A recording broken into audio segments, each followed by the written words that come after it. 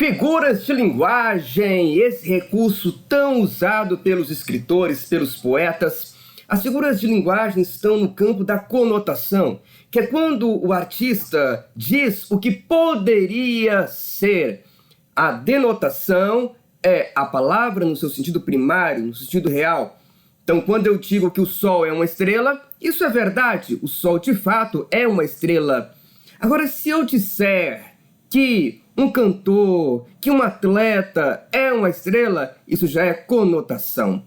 Isso já é uma metáfora. Vamos falar dessa figura de linguagem tão importante que é a metáfora. A metáfora é quando você diz que um ser é aquilo que ele não é, justamente para fazer uma comparação implícita de semelhança para potencializar o sentido dessa palavra. Vamos ver aqui o exemplo. Há escolas que são gaiolas e há escolas que são asas. Rubem Alves. Quando Rubem Alves diz que há escola que são gaiolas, olha só a imagem que está sendo feita aí.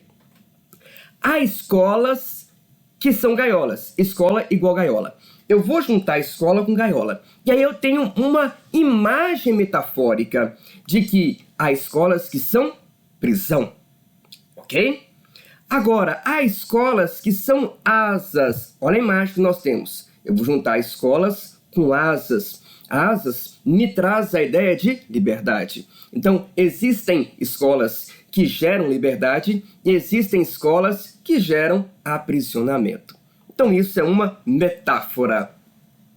Outro exemplo. Olha só esse exemplo aqui. Iracema, a Virgem dos Lábios de Mel, de José de Alencar. Quando José de Alencar escreveu que Iracema possui os lábios de mel, eu tenho lá, olha lá, os lábios igual a mel. Não é para dizer que o lábio está cheio de mel, não é isso. É para dizer que os lábios de Iracema são tão doces quanto o mel. Mas ele não fez uma comparação explícita, ele uniu os elementos. Essa união dos elementos é que é a metáfora. Vamos ver outro exemplo? Olha só esse exemplo aqui. O amor é um grande laço, um trechinho da música de Djavan. Quando Djavan diz que o amor é um grande laço, amor é um sentimento. E o laço traz a imagem do laçar, do abraçar, do enrolar, do pegar. Então o amor é um grande laço. Você joga o amor e laça a pessoa. A imagem que nós temos lá, o coração, que também é uma metáfora, né? Esse formato de coração como se fosse amor, dizer que o coração é amor, isso é metáfora, né? Dizer que o amor é coração também é metáfora. Mas para ficar ilustrado, nós colocamos aí o coração igual a um laço. Então o amor é um grande laço. Juntou, isso é metáfora. Agora, quando você coloca o conectivo, quando você coloca um como, um tal qual, um quanto, aí você já tem a comparação, que também pode ser chamada de símile. Vamos ver aqui o exemplo? Há menos peixinhos a nadar no mar do que os beijinhos que darei na sua boca. Uma parte da canção de Vinícius de Moraes, com Tom Jobim, que é Chega de Saudade. Então, ele diz, há menos peixinhos a nadar no mar do que os beijinhos que eu darei na sua boca. Então, nós temos aí um conectivo, o do que. Eu tenho o peixinho de um lado e tenho os beijinhos na boca do outro. Então, eu tenho os dois elementos.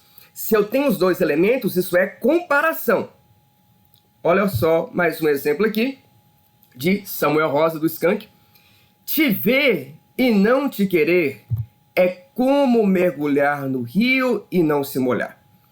Você tem os olhos, te ver é como, olha só o conectivo, como. Então você tem de um lado o olhar e do outro o mergulhar no rio. Então isso é a comparação. A diferença da comparação para a metáfora é que na metáfora os dois seres se unem em um só. Então escolas são gaiolas, um único ser. Se Rubem Alves dissesse que escolas são como gaiolas, então eu tenho os dois seres, isso seria comparação. Se você enxerga os dois seres, um separado do outro, é comparação. Se esse ser é um só, isso é metáfora. Muito bem!